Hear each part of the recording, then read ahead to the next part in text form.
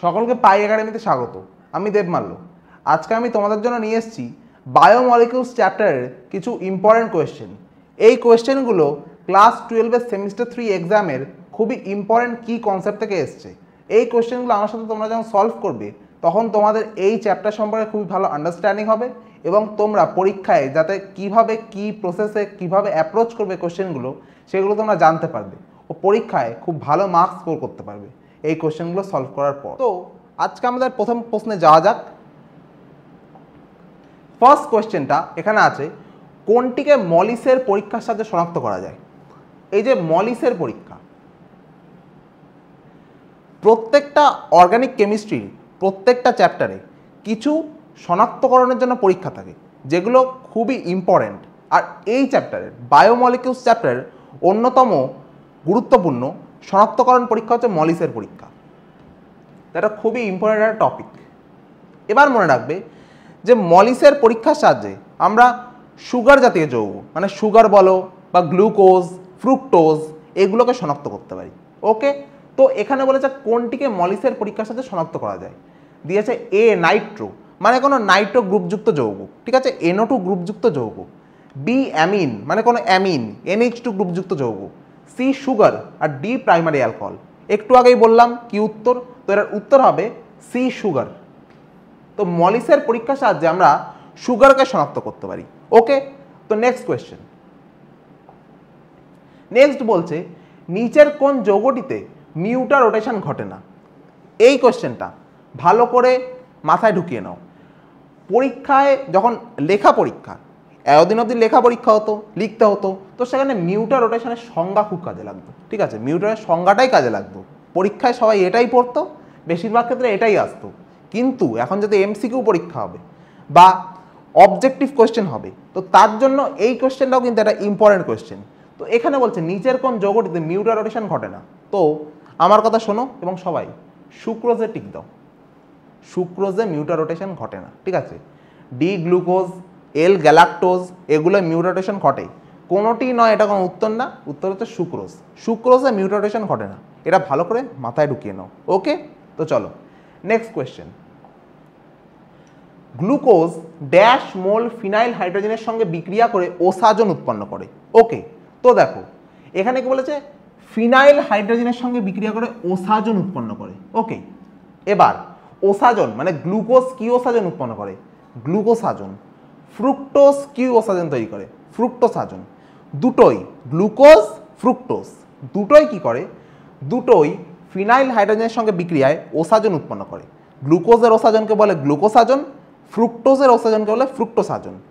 তোমরা গ্লুকোজের যে পরীক্ষাগুলো দিয়েছে না, মানে গ্লুকোজের যে রাসায়নিক বিক্রিয়াগুলো দিয়েছে যেগুলো তার গ্লুকোজকে শনাক্ত করা যায়, তো একটা চার্ট বইতে দেওয়া আছে, তোমরা দেখবে। যারা পড়োনি তারা দেখে নেবে, ভালো করে খুঁটিয়ে পড়ে নেবে এবং দেখবে ওখানে যখন ফিনাইল হাইড্রোজেন যে দেওয়া আছে মানে রাসায়নিক বিক্রিয়াটা যখন লেখা আছে গ্লুকোজ, তারপর লেখা আছে ড্যাশ দিয়ে অ্যারো চিহ্ন দিয়ে, অ্যারোর উপর ফিনাইল হাইড্রোজেন, তো লেখা আছে 3টে ফিনাইল হাইড্রোজেন, তাহলে গ্লুকোজে ড্যাশ মোল মানে 3 মোল ফিনাইল হাইড্রোজেনের সঙ্গে বিক্রিয়া করে ওসাজন তৈরি করে।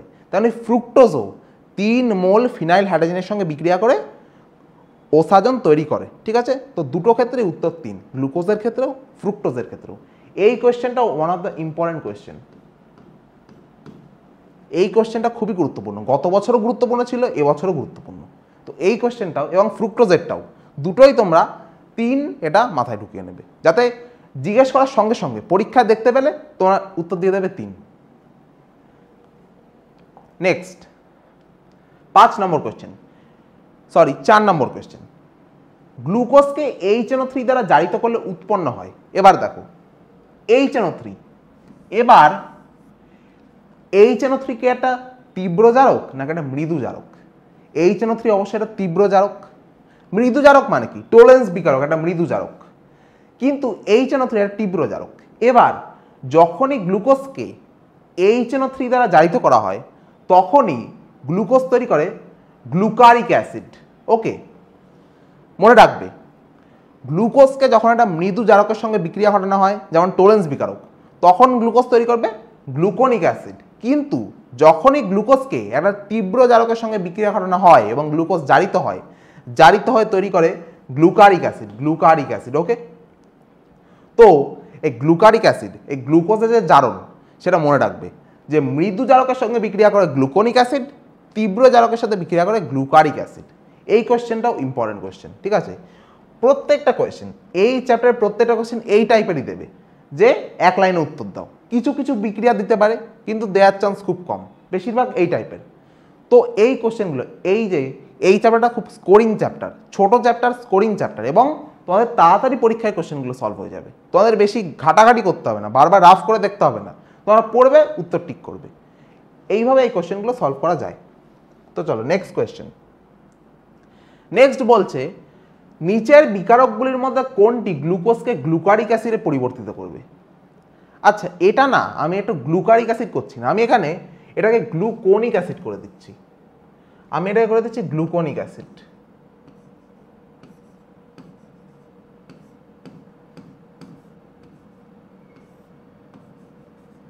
গ্লুকোনিক অ্যাসিড, এই গ্লুকারিক অ্যাসিড কথাটা কেটে দাও।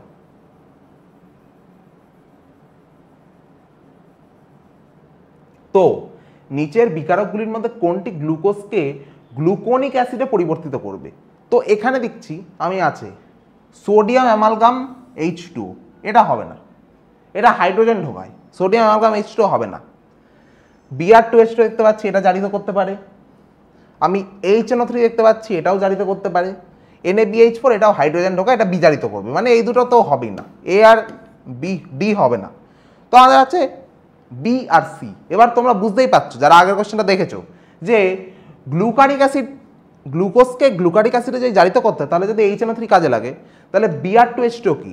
Br2H2 একটা মৃদু জারক। তো মৃদু জারকটা কি? গ্লুকোজকে গ্লুকোনিক অ্যাসিডে জারিত করবে। তো উত্তর হবে Br2H2, HNO3 উত্তর হবে না। ওকে, যদি এখানে গ্লুকারিক অ্যাসিডটাই থাকতো, যদি এখানে গ্লুকারিক অ্যাসিড লেখাটাই থাকতো, আমি গ্লুকোনিকে চেঞ্জ না করতাম, তাহলে HNO3 তৈরি, HNO3 কাজে লাগতো। কিন্তু যেহেতু আমি গ্লুকোনিক অ্যাসিডে চেঞ্জ করে দিয়েছি লেখাটা, এই জন্য Br2H2 কাজে লাগবে। তো এটা মাথায় ঢুকিয়ে নাও, এখনই মুখস্থ করে নাও যে গ্লুকোজকে জারিত করে গ্লুকারিক অ্যাসিডে পরিবর্তিত করতে লাগে HNO3 বা যে কোনো তীব্র জারক, তেমনই গ্লুকোজকে জারিত করে গ্লুকোনিক অ্যাসিডে পরিবর্তিত করতে কাজে লাগে Br2H2 বা এই টাইপের মৃদু জারক দ্রব্য। এটা মাথায় ঢুকিয়ে নাও। নেক্সট কোয়েশ্চেন, এখানে বলছে রাইবোজ এবং 2-ডিঅক্সিরাইবোজকে পৃথক করা যাবে। আচ্ছা, এই রাইবোজ কি আর 2-ডিঅক্সিরাইবোজ কি? ভাবো তো, রাইবোজটা কি আর 2-ডিঅক্সিরাইবোজটা কি? দুটোই হচ্ছে পেন্টোজ শর্করা, ঠিক আছে? রাইবোজ কোথায় থাকে? RNA-তে থাকে। 2-ডিঅক্সিরাইবোজ কোথায় থাকে? DNA-তে থাকে, ঠিক আছে? এবার মনে রাখবে এই কোশ্চেনটা কেন এনেছি, কারণ এই কোশ্চেনটা অনেকে ঘাবড়ে যাবে যে আমি জৈব যৌগকে শনাক্ত করার জন্য রাসায়নিক প্রক্রিয়া জানতাম, কিন্তু এখানে রাইবোজ 2-ডিঅক্সিরাইবোজ, এটা কিভাবে আমি সলভ করব? অনেকেই ঘাবড়ে যাবে। তাই জন্য এই কোশ্চেনটা আমি একটা ইম্পর্টেন্ট কোশ্চেন হিসেবে এনেছি। দেখো, রাইবোজ ও 2-ডিঅক্সিরাইবোজকে শনাক্ত করতে লাগে ওসাজন, মানে ওসাজন তৈরির দ্বারা রাইবোজ এবং 2-ডিঅক্সিরাইবোজকে পৃথক করা যাবে, ঠিক আছে? রাইবোজ কিন্তু ওসাজন তৈরি করতে পারে, কিন্তু 2-ডিঅক্সিরাইবোজ পারে না। এইটা ভালো করে খাতায় নোট ডাউন করে নাও, বা বইতে যেখানে রাইবোজ 2-ডিঅক্সিরাইবোজের উল্লেখ আছে, 2-ডিঅক্সিরাইবোজ আর রাইবোজের, সেখানে লিখে নাও যে রাইবোজ ওসাজন তৈরি করতে পারে, কিন্তু 2-ডিঅক্সিরাইবোজ ওসাজন করতে পারে না, তৈরি করতে পারে না। এটা লিখে নাও। এটা এই জন্যই ইম্পর্টেন্ট যে পার্থক্য তোমরা করতে পারবে, কিন্তু এই টাইপের পার্থক্য যে রাইবোজ আর অনেকে গঠনই জানবে না, তো সে পার্থক্যটা করবে কি করে? বা 2-ডিঅক্সিরাইবোজের গঠনই জানবে না, তো এটা ট্রিকে মানে একটু যদি কোশ্চেনটা একটু ঘুরিয়ে দেয় তো তখনই এটা মুশকিল হয়ে যাবে। এই জন্য এই কোশ্চেনটা ইম্পর্টেন্ট, এবং অনেক জায়গায় হয়তো অনেকেই পড়বে না যে রাইবোজ ও 2-ডিঅক্সি কী করে পৃথক করব, তো এইটা এই কারণে ইম্পর্টেন্ট। নেক্সট কোয়েশ্চেন, এক অণু সুক্রোজের আর্দ্র বিশ্লেষণের ফলে উৎপন্ন হয় কি? আর্দ্র বিশ্লেষণ মানটা, এক অণু সুক্রোজের আর্দ্র বিশ্লেষণের ফলে উৎপন্ন হয় কি? সুক্রোজ মানে কি? C12H22O11, ঠিক আছে?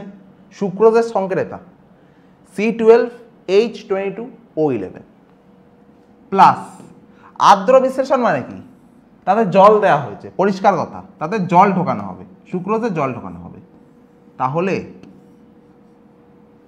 এবার সুক্রোজের আর্দ্র বিশ্লেষণের এই যে আমি যে রাসায়নিক বিক্রিয়াটা লিখছি না, এটা খুব ইম্পর্টেন্ট রাসায়নিক বিক্রিয়া। তোমরা কেমিক্যাল কাইনেটিক্স পড়েছো কিনা আমি জানি না, বাট যারা পড়েছো তারা দেখবে কেমিক্যাল কাইনেটিক্স চ্যাপ্টারে এই বিক্রিয়াটা খুব উল্লেখ আছে। কোথায় সেটা দেখতে পাবে? এই বিক্রিয়াটা খুব উল্লেখ আছে, এই বিক্রিয়াটা খুবই ইম্পর্টেন্ট একটা বিক্রিয়া, বা যাদের বায়োলজি আছে তারা অবশ্যই দেখতে পাবে এই বিক্রিয়াটা ইম্পর্টেন্ট। সুক্রোজের আর্দ্র বিশ্লেষণ, সুক্রোজের আর্দ্র বিশ্লেষণে তৈরি হয় C6H12O6 প্লাস C6H12O6। এবার তোমরা ভাবলে যে আমি দুবার C6H12O6 কেন, আমি তো লিখতে পারতাম 2C6H12O6, কিন্তু না, সুক্রোজের আর্দ্র বিশ্লেষণে এক অণু গ্লুকোজ ও এক অণু ফ্রুক্টোজ তৈরি হয়।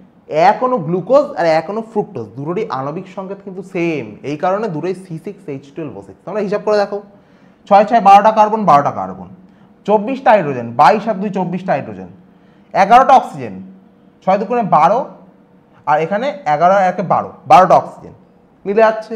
এক অণু গ্লুকোজ এক অণু সুক্রোজ, তো উত্তরটা কি হবে? এইটা, এই যে এক অণু গ্লুকোজ ও এক অণু ফ্রুক্টোজ, সরি ফ্রুক্টোজ তৈরি হয়, আমি হয়তো সুক্রোজ বলেছি আগেরটা, ফ্রুক্টোজ।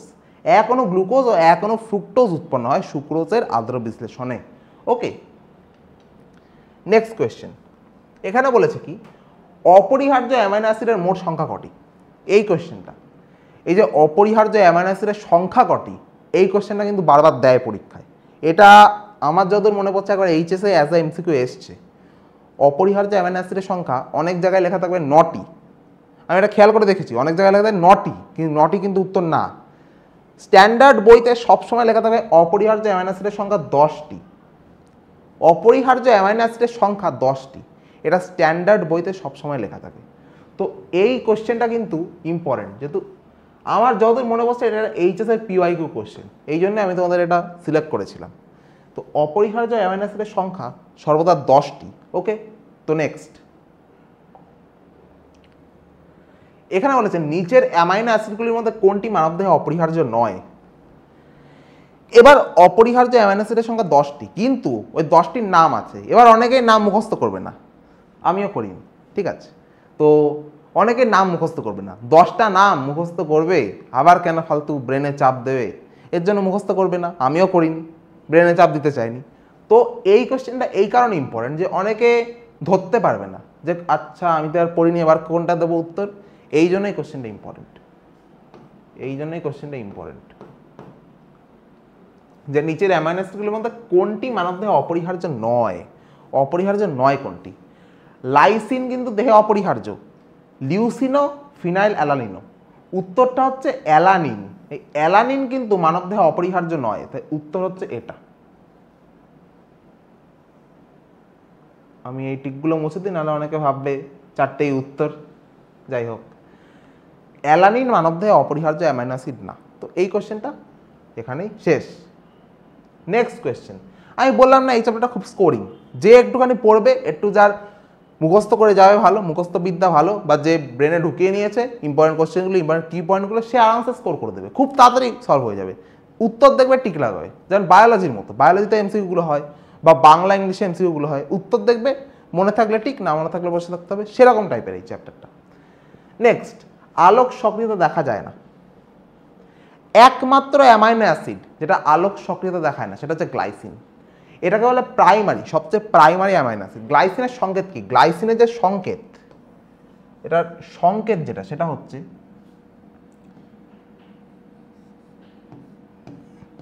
এটা হচ্ছে NH2 গ্রুপ, এটা কার্বন, CH তো থাকে এটা অ্যামাইনো অ্যাসিডে, তার সঙ্গে একটা হাইড্রোজেন যুক্ত থাকবে, আর এখানে একটা COOH।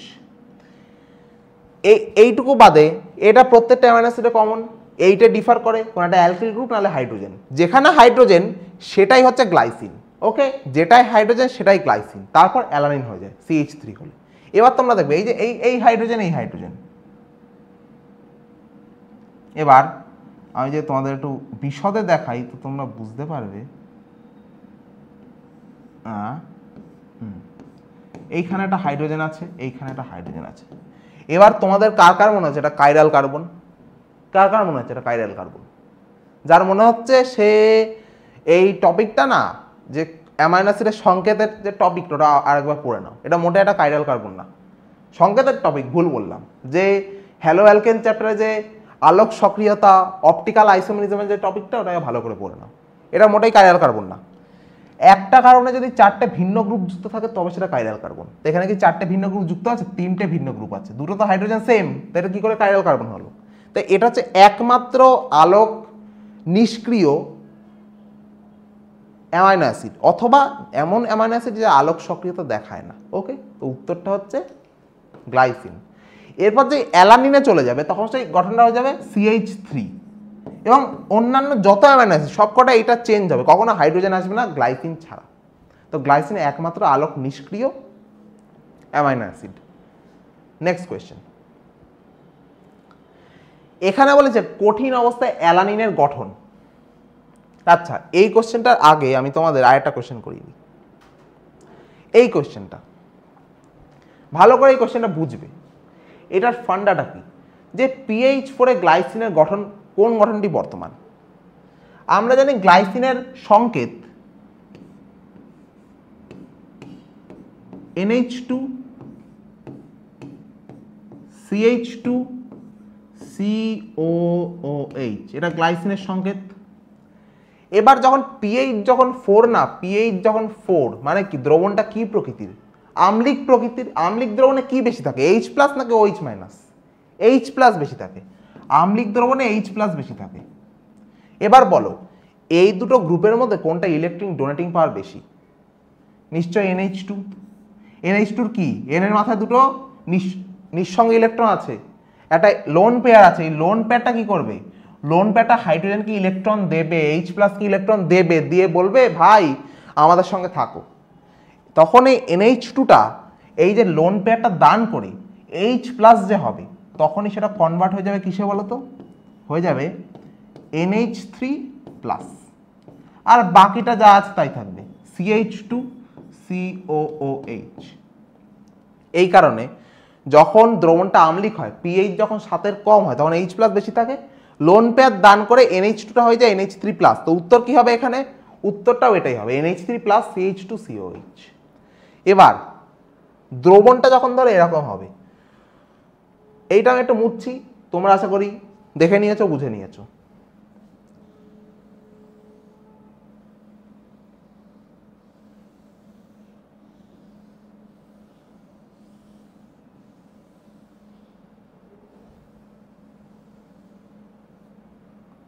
ধরো দ্রবণটা এখানে pH ধরো 4-এর জায়গায় pH বলে দিত, pH হচ্ছে দিয়েছে 4-এর জায়গায় যদি বলে দেয় pH = 9, 4-এর জায়গায় বলে দিল pH 9 হবে। তার মানে কি, 9 মানে কি, দ্রবণটা ক্ষারীয় প্রকৃতির। ক্ষারীয় প্রকৃতির মানে কি, দ্রবণে কি বেশি আছে? দ্রবণে OH- বেশি পরিমাণে আছে না? OH- বেশি পরিমাণে থাকলে কি হবে? ধরো একটা COH গ্রুপ, এই গ্রুপটা যখন যদি কি করে, যদি হাইড্রোজেন একটা H+ ত্যাগ করে একে দিয়ে দেয়, তো এটা প্রশমিত হয়ে গেল, জল হয়ে গেল, এবং এইটা হয়ে গেল COO-, মানে কি, কার্বক্সিলেট আয়ন। এবং কার্বক্সিলেট আয়ন তোমরা পড়েছো নিশ্চয়ই, যে কার্বক্সিলেট আয়ন, বা আমি তোমাদের দেখিয়ে দিচ্ছি, এই যে কার্বক্সিলেট আয়ন, এটাকে যদি দেখা হয় তো এটার গঠনটা কিছুটা এরকম, C+O O-, যার রেজোনেটিং স্ট্রাকচার আছে আরেকটা, যেটা কি CO-. এবার তোমরা কি দেখতে পাচ্ছ যে এই দুটো রেজোনেটিং স্ট্রাকচার খুবই সিমিলার, খুবই সমতুল্য। সমতুল্য রেজোনেটিং স্ট্রাকচার সবচেয়ে বেশি স্টেবল। এইটা ক্লাস 11-এ জিওসি চ্যাপ্টারে যে পড়েছিল, যার মনে আছে সে একবারে ক্লিক করতে পারছো মাথায়। সমতুল্য রেজোনেটিং গঠন সবচেয়ে বেশি স্টেবল। এই কারণে এই হাইড্রোজেনটা ত্যাগ করাটা সুযোগ খুঁজছে, এবং সেটা পেয়ে গেছে। pH 9 যখন সে পেয়ে গেছে, তো এখানে COO- হয়ে যাবে। তো যখন pH 9 মানে যখন ক্ষারীয় দ্রবণ হবে, তখন গঠনটা কি হবে? NH2 CH2 COO-, ঠিক আছে, NH2 উপর কোনো এফেক্ট পড়বে না। আর যখন আম্লিক হবে, NH3 প্লাস CH2CO মাইনাস, তখন COH এর উপর কোনো এফেক্ট পড়বে না, COH হবে। ওকে, তো চলো, আশা করি তোমরা এই টপিকটা বুঝে গেছো। এবার আগেরটায়, কঠিন দ্রবণে যখন কঠিন অবস্থায় যখন থাকে না, তখন একমাত্র এই NH3 প্লাস COO মাইনাস দুটো একসাথে এক্সিস্ট করে। কঠিন অবস্থায় NH3 প্লাস COO মাইনাস দুটো একসাথে এক্সিস্ট করে, এই কারণে উত্তর হবে বি। ঠিক আছে, শুধু CO মাইনাস হবে না, শুধু NH3 প্লাস হবে না, আর কিছুই না তো হবেই না, ভেবে লাভ নেই, কারণ এটা এমনি তো অ্যালানিনের গঠন না। ওকে, সরি, এটা অ্যালানিনের গঠন, সরি আমি গ্লাইসিন ভেবে বলে দিয়েছি, না অ্যালানিনের গঠন, কিন্তু এটা হবে না যেহেতু দুটো একসাথে এক্সিস্ট করে। ওকে, কঠিন অবস্থায়, এটাও নোট ডাউন করে নাও, এটাও ইম্পর্টেন্ট, যে কঠিন অবস্থায় অ্যালানিনে গঠনটা এরকম, প্লাস মাইনাস চার্জ দুটো একসাথে এক্সিস্ট করে। ওকে, নেক্সট কোয়েশ্চেন, কোনটি গ্লাইঅ্যালা ডাইপেপটাইডের সঠিক গঠন? এবার গ্লাইঅ্যালা তোমাদের এবার বুঝতে হবে। দেখো গ্লাই মানে কি, গ্লাই যে সাফিক্সটা এটা কোথা থেকে আসছে? গ্লাইসিন থেকে, আর অ্যালা সাফিক্সটা অ্যালানিন থেকে। গ্লাইটা গ্লাইসিন থেকে, অ্যালাটা অ্যালানিন থেকে। এবার যে ডাইপেপটাইড, তো পেপটাইড যে বন্ড তার সেটা কিরকম দেখতে? পেপটাইড মানে কিছুটা এরকম দেখতে, সি ডবল বন্ড ও সিঙ্গেল বন্ড NH। পেপটাইড বন্ডটা কিছুটা এরকম দেখতে। তো এবার তোমাদের খুঁজে বের করতে হবে এখানে কোথায় আছে। আমি এখানে দেখতে পাচ্ছি যে এইটাতে আছে সি ডবল বন্ড ও সিঙ্গেল বন্ড NH, এইটাতে আছে সি ডবল বন্ড ও সিঙ্গেল বন্ড NH, এইটাতে আছে, এইটাতেও আছে। তো এবার অনেকে ভাববে যে এবার আমি বার করবো এত বড় স্ট্রাকচার, তোমরা বুঝতে পারবে যে আচ্ছা সি ডবল বন্ড NH যখন সবকটা আছে, আমি এটা বাদ দিয়ে তখন ভাববো। যদি সবকটা থাকে আমি বাদ দিয়ে তারপর ভাববো যে আচ্ছা যখন সবকটা যখন আছে তো বাদ দিয়ে আমি কোথায় বুঝতে পারছি। এবার ধরো এখানে ধরো সি, এই যে সি ডবল বন্ড ও যেটা, সেটাকে এই পেপটাইড বন্ডটা কি করে তৈরি হয় না, ধরো একটা সি ডবল বন্ড ও সিঙ্গেল বন্ড OH প্লাস একটা H NH2, এটার উপর লেখাটা হয়তো তোমরা কি বুঝতে পারছো নাকি আমি নিচে লিখতে যাবো।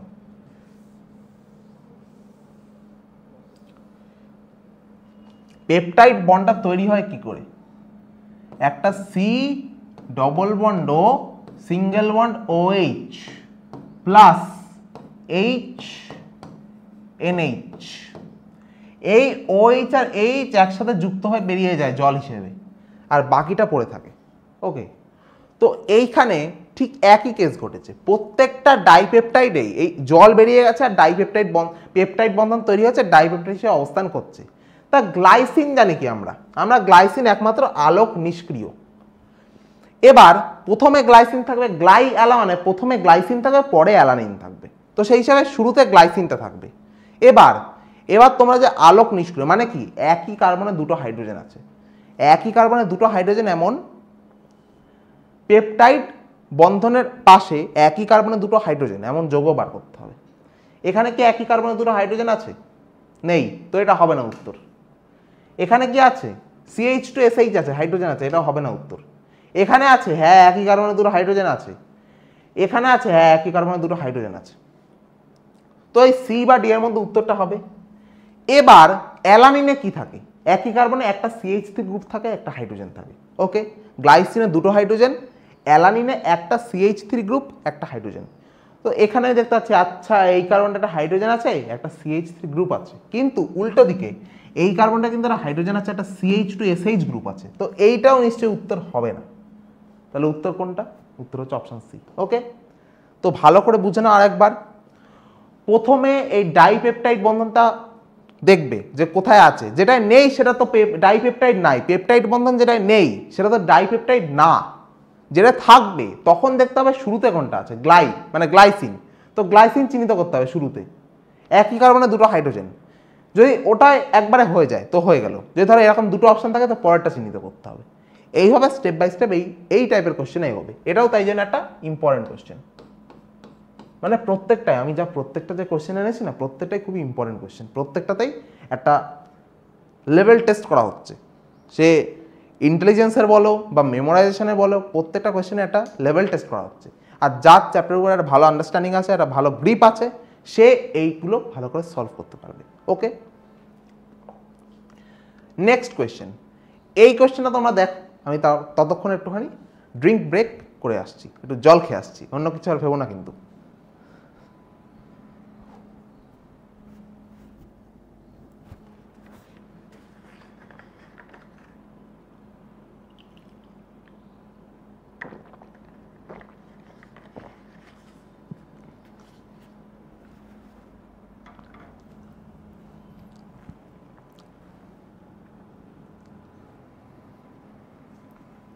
তো দেখো এই কোয়েশ্চেনটা, প্রোটিনের আদ্র বিশ্লেষণে,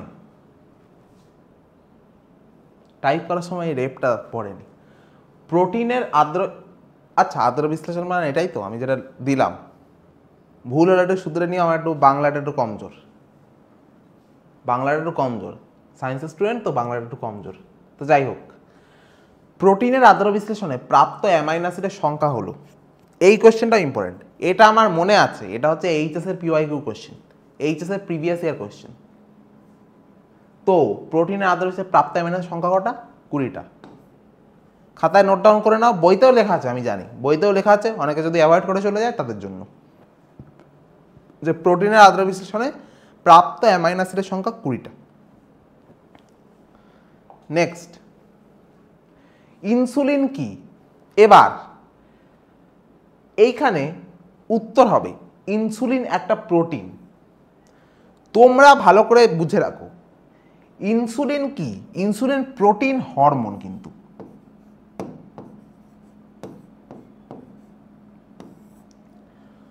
অনেক সময় দেয় ইনসুলিন কি, অপশানে থাকবে একটি হরমোন, মানে মনে রাখবে ইনসুলিন হলো একটি প্রোটিন হরমোন। সে শুধু প্রোটিন দিলেও উত্তর হবে ইনসুলিন একটি প্রোটিন, শুধু হরমোন দিলেও ইনসুলিন একটি হরমোন, আর যদি দেয় প্রোটিন হরমোন তো সেটা ইনসুলিন হলো একটি প্রোটিন হরমোন।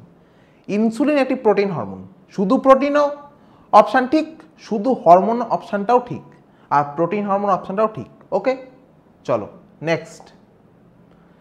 এইখানে বলছে নিম্নলিখিত কোনটিতে পেপটাইড বন্ধন উপস্থিত, এই কারণে আগের কোশ্চেনটা যে ডাইপেপটাইড শনাক্তকরণ করতে বলেছে না, ওখানে এই কারণে পেপটাইড বন্ধনের যে প্রক্রিয়াটা দেখিয়ে দিয়েছি, যে পেপটাইড বন্ধন আগে শনাক্ত করবে।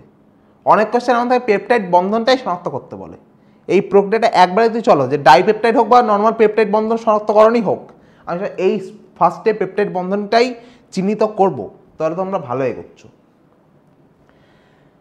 আমার কি দেখতে হবে? সি, আচ্ছা এক মিনিট, এবার দেখ, সি ডাবল বন্ড ও সিঙ্গেল বন্ড নিচ, এই গঠন, এই গ্রুপটা কোথায় আছে আমাকে দেখতে হবে। এবার এগুলো যদি অ্যাকর্ড করে দিয়েছে, তো তোমাদের ভাববে যে তাহলে আমরা কি ভেঙে লিখবো? স্যার ভেঙে লেখার দরকার নেই, তোমরা একবারে লিখবে CONH।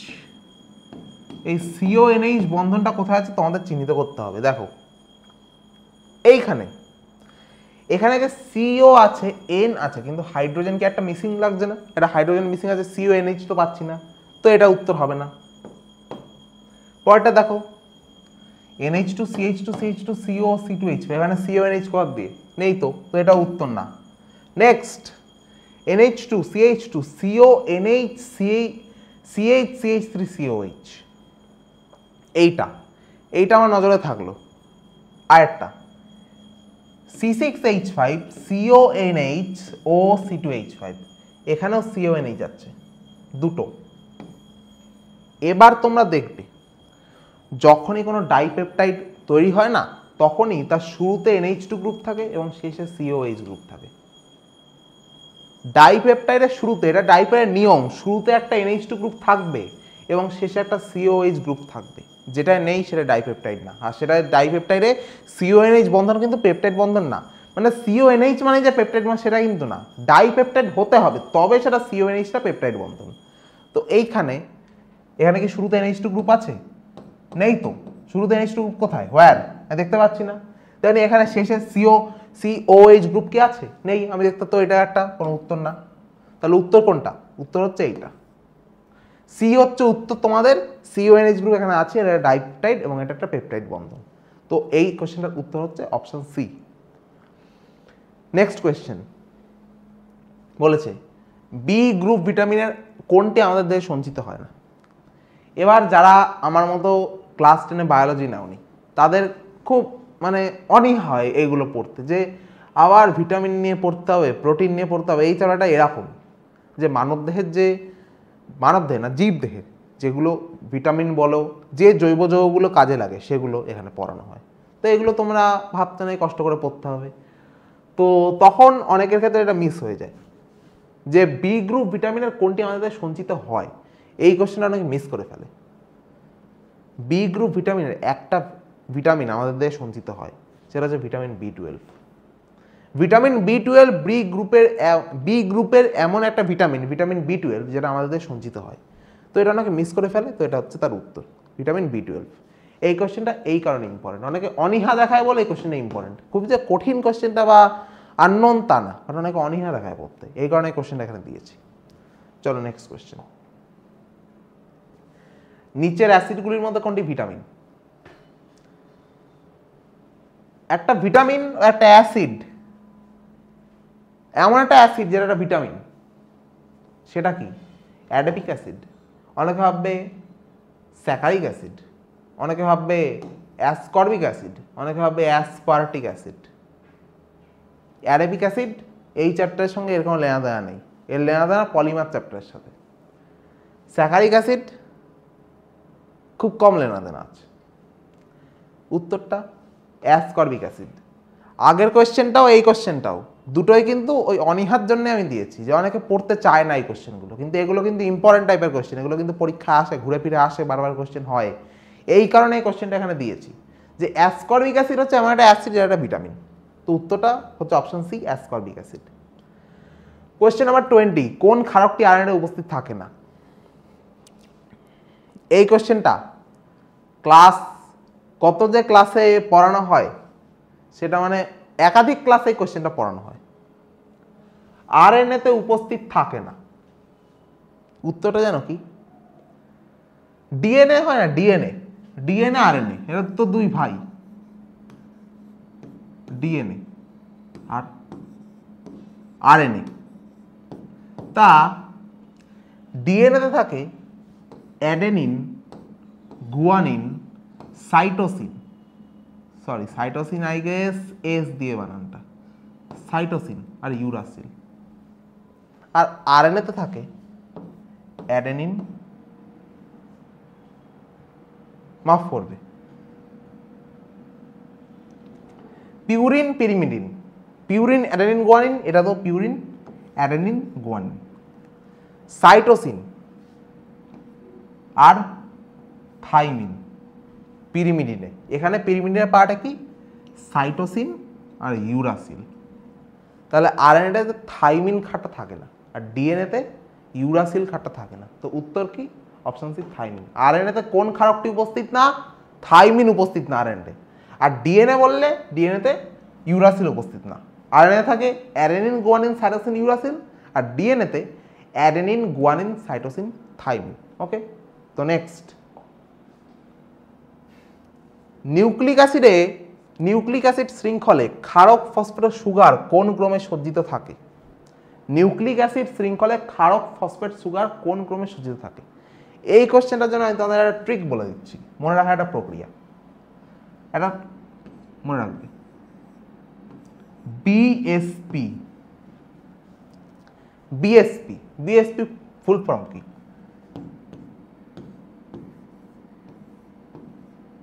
বড়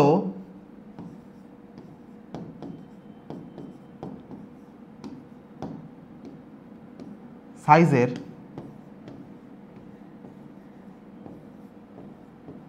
প্রবলেম। বিএসপি শব্দটা ফুল ফর্ম বড় সাইজের প্রবলেম। মানে অনেকের কাছে অর্গানিক কেমিস্ট্রিটাই বিএসপি, বড় সাইজের প্রবলেম। খুবই ইজি। যাই হোক, তো এই বিএসপি থেকেই আমি বলতে পারি বি দিয়ে যে লেখাটা হয় সেটা হচ্ছে বেস, বেস, এস দিয়ে সুগার আর পি দিয়ে ফসফেট।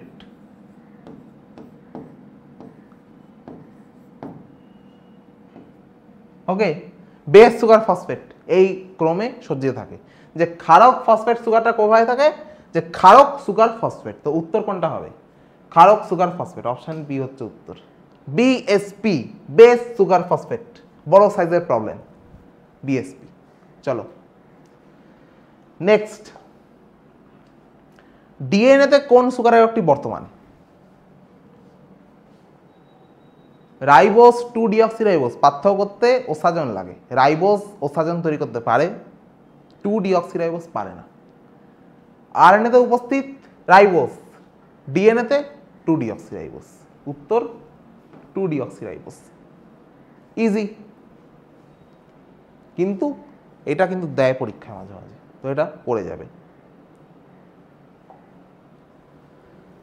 একটি নিউক্লিওটাইড হলো, ভালো করে মনে রাখবে, যখনই বেস প্লাস সুগার থাকে না, তখন তাকে নিউক্লিওসাইড।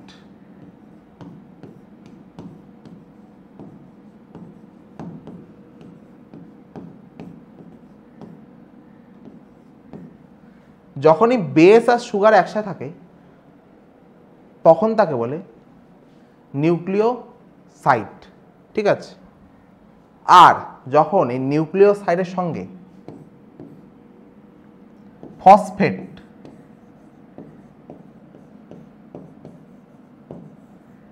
জুড়ে যায়, যখন বেস সুগার একসাথে তখন তাকে বলে নিউক্লিওসাইড। যখন এই নিউক্লিওসাইডের সঙ্গে ফসফেট জুড়ে যায় তখন তাকে বলে নিউক্লিওটাইড। ওকে, তো নিউক্লিওটাইড মানে কি? নিউক্লিওটাইড মানে হলো বেস সুগার আর ফসফেট। নিউক্লিওটাইড মানে বেস সুগার ফসফেট। ভুল কোথায় হয়? চোখের দেখা, নিউক্লিও পড়বে, টাইড না সাইড ঠিক করে দেখবে না, দিয়ে দেবে বেস সুগার ফসফেট, দিল না, নাম্বার কেটে গেল। যে দেখবে নিউক্লিওসাইড না টাইড, সে একবারে পেরে যাবে। এই যে কটা কোয়েশ্চেন না, এই কোয়েশ্চেনটা, এই কোয়েশ্চেনটা, এই কোয়েশ্চেনটা না, আমি এইটা বলবো না, এই কোয়েশ্চেনটা না, এইটা, এইটা, এইটা, এই কটা,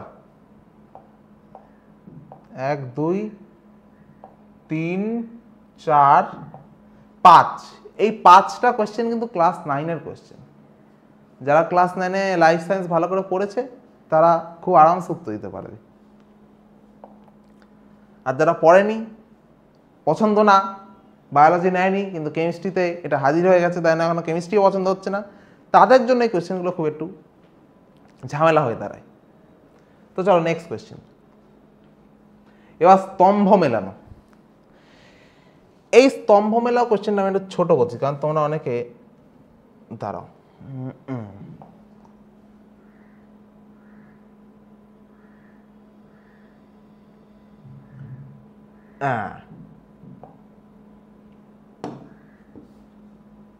এবার দেখো স্তম্ভ মেলা কোয়েশ্চেনটা কি করে করতে হয়। অনেকে বলবে আচ্ছা পিউরিন, পিউরিনের সঙ্গে কোনটা মিলছে? পেপটাইড লিঙ্কেজ মিলছে না, গ্লাইসিন মিলছে না, বেরিবেরি না, সুক্রোজের আদর বিশ্লেষণ না। আচ্ছা আদর বিশ্লেষণ মানে ঠিকই আছে, আমি এখানে ভাবছিলাম মানটা কি ঠিক লিখলাম, হ্যাঁ ঠিকই আছে। ডিএনএ, হ্যাঁ পিউরিন পিরিমিডিন ডিএনএ মিলছে, তো ডিএনএ হবে এ। তারপর প্রোটিন কোনটা মিলছে? বুঝতে পারছি না প্রোটিন কোনটা মিলছে, তাই দেখি তো জুইটার আয়ন, আচ্ছা এই তো সি মিলছে, হ্যাঁ গ্লাইসিনের সঙ্গে মিলছে। ভিটামিন B1, এই ঠিক করে পড়িনি, কোনটা মিলছে? তো কোনটা মিলছে স্যার বুঝতে পারছি না। এই জন্য কি করতে হবে জানো? Short trick. স্তম্ভ মেলাও কোশ্চেনের শর্ট ট্রিক বলে দিচ্ছি। স্তম্ভ দেখবে এই যে এ অপশান, এর সঙ্গে মিলাবে, কোনটা মিলছে? ডিএনএ মিলছে, তাই তো পিউরিন ডিএনএ মিলছে। এ আর 5 মিলছে, অপশানে কি দেখবে এ আর 5 একসাথে কোথায় আছে, এখানে এ আর 5 একসাথে আছে, এইখানে এ আর 5 একসাথে আছে, যেখানে নেই সেই দুটো উত্তর না, বি আর ডি অলরেডি ক্যান্সেল আউট হয়ে গেল। এবার দেখবে প্রোটিন, অনেকের প্রোটিনটা বুঝতে অসুবিধা হবে, ছেড়ে দাও। জুইটার আয়ন সি কার সাথে মিলছে, গ্লাইসিন, সি মিলছে, জুইটার আয়ন আর গ্লাইসিন, গ্লাইসিনে জুইটার আয়ন হয়, তো সি এর সাথে 2 মিলছে। দেখবা এই অপশানে যে সি এর সাথে 4 আছে, 2 নেই, এই অপশানে সি আর 2 একসাথে নেই, তো অপশান কি হবে, এই যে সি অপশান, এ আর সি, এই সি আর 2 একসাথে আছে, তো অপশান সি হচ্ছে উত্তর। এইভাবে মেলাতে হয়, সব মেলানোর দরকার নেই, একবার মেলাবে অপশানগুলো চেক করবে, তারপর অপশান ক্যান্সেল আউট করবে, আবার মেলাবে অপশানগুলো চেক করবে, ক্যান্সেল আউট করবে, উত্তর বেরিয়ে যাবে। একটা কি দুটো, ম্যাক্সিমাম 3টে, তার চেয়ে বেশি সময় লাগবে না, তো সবগুলো মেলানোর দরকার নেই। নেক্সট, সমতলিত বিন্দুর ঘটনাগুলি প্রদত্ত। ওহো, সাদা বোর্ডে পড়ানো অভ্যাস তো, স্মার্ট বোর্ডটা ঠিক আওতায় আনতে পারি না। শিখে যাচ্ছি, শিখে যাব, তোমরাও কেমিস্ট্রি শেখো, আমি বোর্ড চালানো শিখছি। তো দেখো, সমতলিত বিন্দু সংক্রান্ত ঘটনাগুলি প্রদত্ত। কি বলেছে, অ্যামাইনো অ্যাসিড আম্লিক দ্রবণে ধনাত্মক আয়ন রূপে অবস্থান করে, দ্রবণের নির্দিষ্ট পিএইচে অ্যামাইনো অ্যাসিডগুলি তড়িৎ প্রসম জুইটার আয়ন রূপে থাকে, তড়িৎ প্রবাহ চালনা করা অ্যামাইনো অ্যাসিড ক্যাথোডের দিকে যায়, সমতলিত বিন্দুতে অ্যামাইনো অ্যাসিডের ক্যাথোড বা অ্যানোড কোনো তারিখ দ্বারা যায় না, এগুলোকে পরপর সাজাতে হবে। দ্রবণের পিএইচ পরিবর্তন করা হলো। তো সমতলিত বিন্দু মানে কি, ক্যাথোড অ্যানোড কোনো দিকে যাবে না। আমাকে প্রথমে দিতে হবে কি, প্রথমটা হবে, আমি দেখছি অ্যামাইনো অ্যাসিড আম্লিক দ্রবণে ধনাত্মক আয়নের উপর অবস্থান করে, এটা আমার ঠিক মনে হচ্ছে, এটা সবার আগে হবে, এটা সবার আগে হবে। তারপর লিখতে হবে তড়িৎ প্রবাহ চালনা করা হলে অ্যামাইনো অ্যাসিড ক্যাথোডের দিকে যায়, যে ধনাত্মক আয়ন রূপে থাকে আম্লিক দ্রবণে তড়িৎ প্রবাহ চালনা করলে যে অ্যামাইনো অ্যাসিডটা কি হচ্ছে, ক্যাথোডের দিকে যাবে, নেগেটিভ চার্জের দিকে যাবে। তো 1 নম্বরটা সবার আগে, তারপর 3 নম্বর কোথায় আছে দেখবো, 1 নম্বর সবার আগে, 3 নম্বর, উত্তর শেষ। একটা করবে মিলিয়ে দেখবে, এইগুলো একটা সিকোয়েন্স বলো, স্তম্ভ মিলা বলো, একটা করবে মিলিয়ে দেখবে। তারপর কি হবে, তারপর হবে 5 নম্বরটা, দ্রবণের পিএইচ পরিবর্তন করা হলো। তারপর কি হবে, তারপরে এখানে দেখো 2 নম্বরটা, দ্রবণের একটি নির্দিষ্ট পিএইচ অ্যামাইনো অ্যাসিড তড়িৎ প্রসম জুইটার আয়ন রূপে থাকে। তারপর কি হবে, অ্যামাইনো অ্যাসিডের সমতলিত বিন্দুতে অ্যামাইনো অ্যাসিড ক্যাথোড বা অ্যানোড কোনো দিকে, কোনো তড়িৎদ্বারের দিকে যায় না, সেন্স হচ্ছে, উত্তর হচ্ছে অপশান এ। এইভাবে উত্তরগুলো করতে হয় তাড়াতাড়ি, অ্যাকুরেসি ঠিক আছে, স্পিড বাড়ছে, এইভাবে উত্তরগুলো করতে হয়। নেক্সট, এই চ্যাপ্টারের আজকের এই লাস্ট কোয়েশ্চেন, যে বিবৃতি দিয়েছে, বিবৃতি 1, বিবৃতি 2, এরা কি করতে হবে দেখো। বিবৃতি 1 বলছে গ্লুকোজ সোডিয়াম অ্যামালগামের সঙ্গে বিক্রিয়া করে সরবিটল উৎপন্ন করে, আর বিবৃতি 2 এটা একটি হেক্সাহাইড্রিক অ্যালকোহল। তো বিবৃতি 1 কি, গ্লুকোজ সোডিয়াম অ্যামালগামের সঙ্গে বিক্রিয়া করে সরবিটল উৎপন্ন করে, এটা একটা সত্যি কথা, গ্লুকোজ সোডিয়াম অ্যামালগামের সঙ্গে বিক্রিয়া করে সরবিটল উৎপন্ন করে, আর এটাও সত্যি কথা যে সরবিটল একটা হেক্সাহাইড্রিক অ্যালকোহল। কিন্তু এর সঙ্গে এর কোনো সম্পর্ক আছে, যে গ্লুকোজের সরবিটল উৎপন্ন করার সঙ্গে সরবিটল হেক্সাহাইড্রিক অ্যালকোহলের সম্পর্ক কি কোনো আছে, নেই। যদি এরকম থাকতো যে গ্লুকোজ কোনো সম্পর্ক থাকতো, তো আমি বলতাম কি যে সত্য মিথ্যা একই, কিন্তু এইখানে ব্যাপারটা কি, দুটোই তো সত্য, যে 2, 1-এর বিরোধিতা কি করছে না, কারণ সরবিটল হেক্সাহাইড্রিক অ্যালকোহলের সাথে গ্লুকোজের উৎপন্ন করার কোন বিরোধিতা আছে, কোনো বিরোধিতা নেই। তারপর দেখো বিবৃতি 2, বিবৃতি 1-এর কারণ, এটা কি এর কোনো কারণ যে উৎপন্ন করে বলে এটা হেক্সাহাইড্রিক অ্যালকোহল, সরবিটল তো এমনি হেক্সাহাইড্রিক অ্যালকোহল, তো উৎপন্ন করুক গ্লুকোজ না করুক, এমনি তৈরি হোক, তাতে অন্য পদ্ধতি তৈরি হোক, তাতে কিছু যায় আসে না। বিবৃতি 1 সত্য, কিন্তু বিবৃতি 2 মিথ্যে, দুটাই সত্য। তো অপশন কি হবে, বিবৃতি 1 ও 2 পরস্পরের উপর নির্ভরশীল নয়, উত্তর এটা, অপশন ডি উত্তর, যে বিবৃতি 1 ও বিবৃতি 2 পরস্পরের উপর নির্ভরশীল না। ওকে, তো এইভাবে এই কোশ্চেনগুলো সলভ করতে হয়। আমি আজকে সব টাইপের কোশ্চেন দেখালাম, আশা করি তোমরা বুঝতে পেরেছো, তোমাদের আইডিয়া হয়েছে কী করে এই কোশ্চেনগুলো সলভ করতে হবে। এই কোশ্চেনগুলো যারা একবারে সলভ করে ফেলেছো আমার সঙ্গে সঙ্গে, তো ব্রিলিয়ান্ট। আর যারা একবারে করতে পারো নি, তারা এই কোশ্চেনগুলো আবার সলভ করো, চ্যাপ্টারটা আবার রিভাইজ দাও, আবার সলভ করো, প্রিভিয়াস ইয়ার কোশ্চেনগুলো সলভ করো, তাহলে তোমাদের কিন্তু এই চ্যাপ্টারটা রেডি হয়ে যাবে। খুবই ইজি চ্যাপ্টার, স্কোরিং চ্যাপ্টার, খুব কম সময়ে কোশ্চেন সলভ করা যায়, খুবই ইজি। যাদের বাইরে যেতে তাদের আরও ইজি লাগবে, তো তাই জন্য ভালো করে কোশ্চেনগুলো সলভ করো। তো এই চ্যাপ্টার এখানেই, থ্যাংক ইউ সো মাচ।